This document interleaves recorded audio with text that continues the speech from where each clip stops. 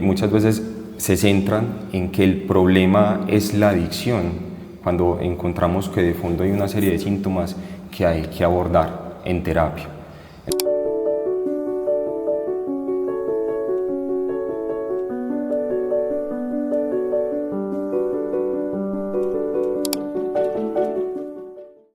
Bienvenidos a Diálogos en Servir.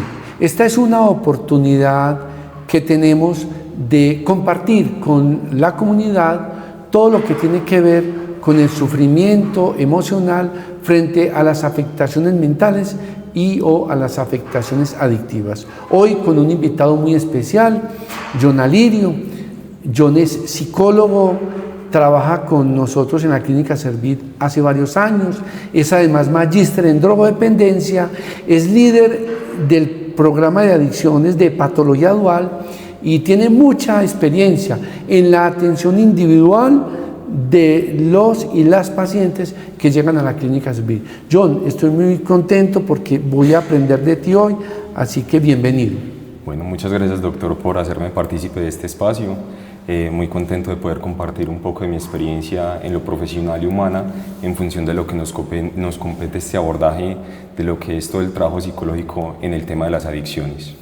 Quisiera preguntarte cuáles son las dificultades más grandes que tú ves cuando inicias un proceso terapéutico con alguna persona con adicciones. Una de las dificultades y los retos más grandes que encontramos en la terapia es todo lo que compete a trabajar en la negación que la persona en condición de paciente tiene en función con su enfermedad. Muchas veces nos encontramos esa resistencia en darle ese reconocimiento a las dificultades que se vienen presentando a raíz de un consumo. También encontramos en algunos casos que las familias también tienen esa negación en reconocer y aceptar que su hijo tiene una dificultad mental, ¿cierto? A veces muchas veces se centran en que el problema es la adicción, cuando encontramos que de fondo hay una serie de síntomas que hay que abordar en terapia. Entonces, lo que más eco hace en la familia, lo que más eco hace en la sociedad y en un entorno escolar, universitario, laboral, es que la persona consume sustancias, pero tenemos que ir a analizar qué hay debajo del consumo de esas sustancias. La primera parte es, estoy entendiéndote, John, que es el obstáculo o la barrera, lo más difícil, lo más desafiante que encuentras cuando atiendes un paciente es la negación de la enfermedad, la resistencia al tratamiento, pero que también dices que eso lo ves en la familia, ¿cierto? Sí. Y mencionabas un concepto que es persona en condición de paciente. Háblanos un poquito de eso. Es un concepto que hemos decidido incluir en nuestro léxico terapéutico debido a que las intervenciones que nosotros realizamos aquí en Servir tienen una orientación en el trato humano, en el trato digno.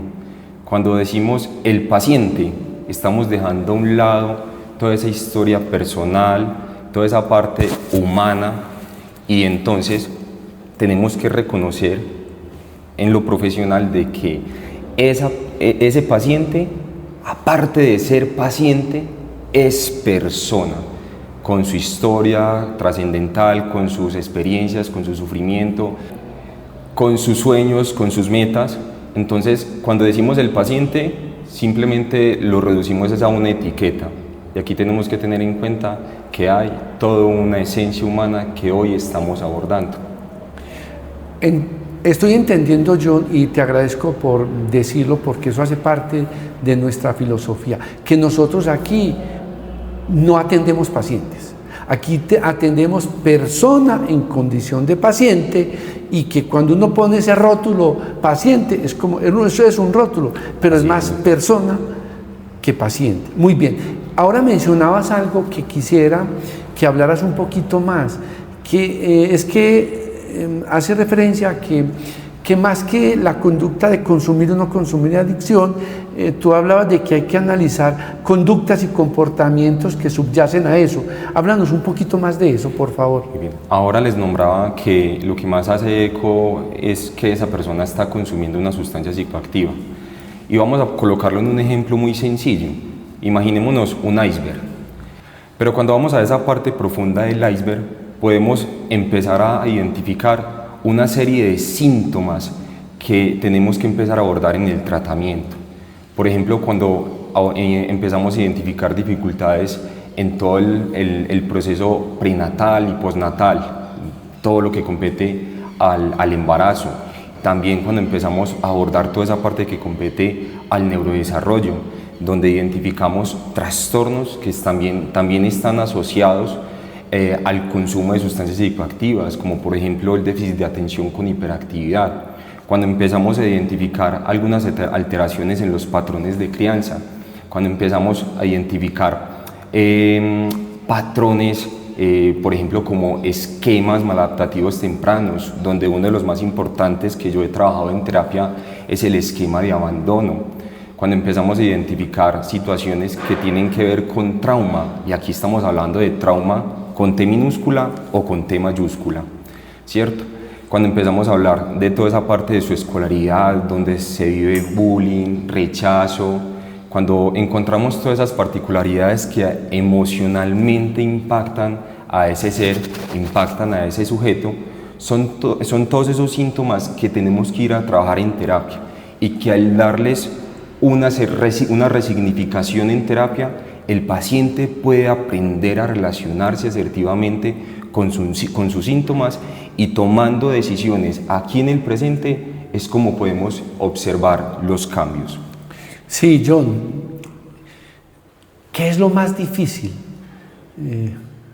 que encuentras al momento de atender un paciente que no tiene conciencia de que está enfermo y que requiere, por criterio terapéutico o porque tenga alto riesgo de quitarse la vida o hacerle daño a otros, internarse? ¿Qué es lo más difícil? ¿Qué es lo más retador en esos pacientes que no tienen conciencia de su problemática?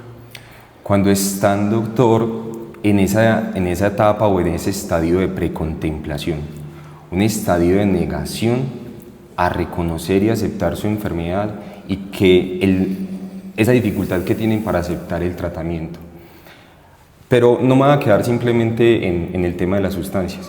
Es cuando el reto más grande que yo encuentro en la terapia es inducir al paciente a aceptar todo lo que compete a su historia, a su experiencia de vida. Y ahí es donde me centro mucho en abordar a mis pacientes desde lo que compete la terapia de aceptación y compromiso, ¿vale? Porque por lo general, si encontramos en terapia a los adolescentes, a los adultos, en la forma en cómo se relacionan con su experiencia de vida, se relacionan a partir de la negación, de la evitación, de la resistencia. Y ahí es donde encontramos que el consumo de una sustancia psicoactiva o la adicción termina siendo una manera de anestesiar, de evadir, de adormecer ese síntoma. Entonces, por eso la terapia debe estar muy orientada a fortalecer todo lo que compete la aceptación. Es un concepto, es algo que no había pensado antes, y es lo que me estás diciendo, que la droga, la sustancia, termina siendo como un anestésico para el paciente. Bueno, hasta ahora entonces hemos hablado, John, de que tenemos una situación de que es retador en tu trabajo, en tu labor como psicólogo, pues la negación, la resistencia a los tratamientos, el aceptar que más que paciente es una persona, que trabajas también detectando cuáles son esos factores de riesgo o esas conductas disfuncionales, y también nos estás hablando de que mucho de lo que haces desde tu labor terapéutica es como reconocer esa historia de vida, identificar esos traumas que están marcando y que llegue la persona a tener aceptación y compromiso con su proyecto de vida. Sí, creo que olvidé nombrar algo muy importante, y es que en terapia hay que trabajar mucho sobre lo que es el sufrimiento. Y si observamos a nosotros los seres humanos, nos cuesta sentir las sensaciones fuertes, las emociones fuertes. Nos cuesta o se nos dificulta relacionarnos asertivamente con el problema.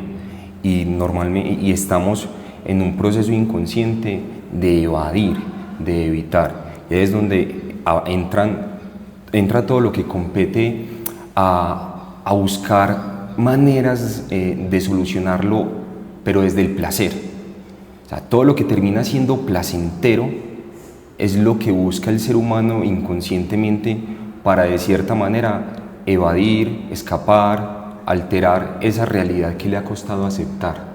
Y en ese punto es donde el cerebro es vulnerable a llegar a una adicción. Bueno, muy bien, gracias John. Ya estamos como terminando este podcast.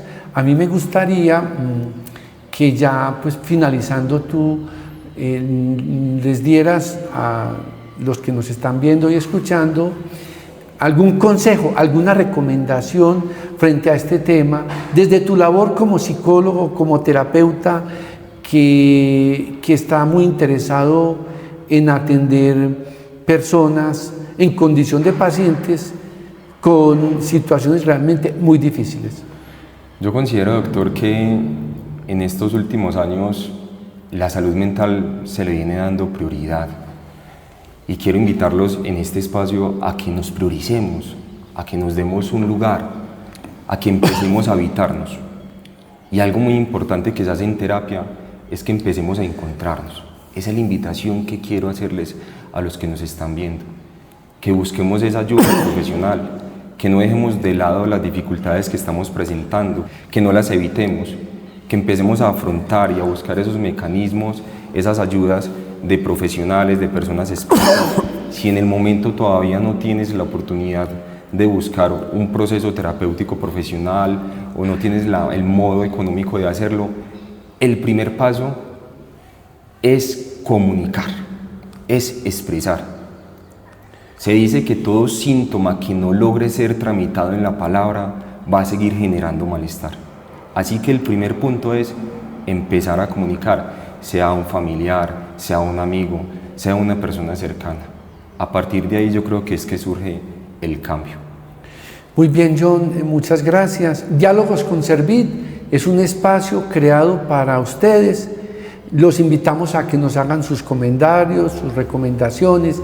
Queremos seguir abordando temas de interés para mejorar la salud mental de todas las personas. John, yo te agradezco mucho tu presencia, compartirnos tu experiencia, y me siento contento porque he aprendido mucho más de tu labor tan difícil, tan compleja con los pacientes o con las personas en condición de pacientes. Muchas gracias.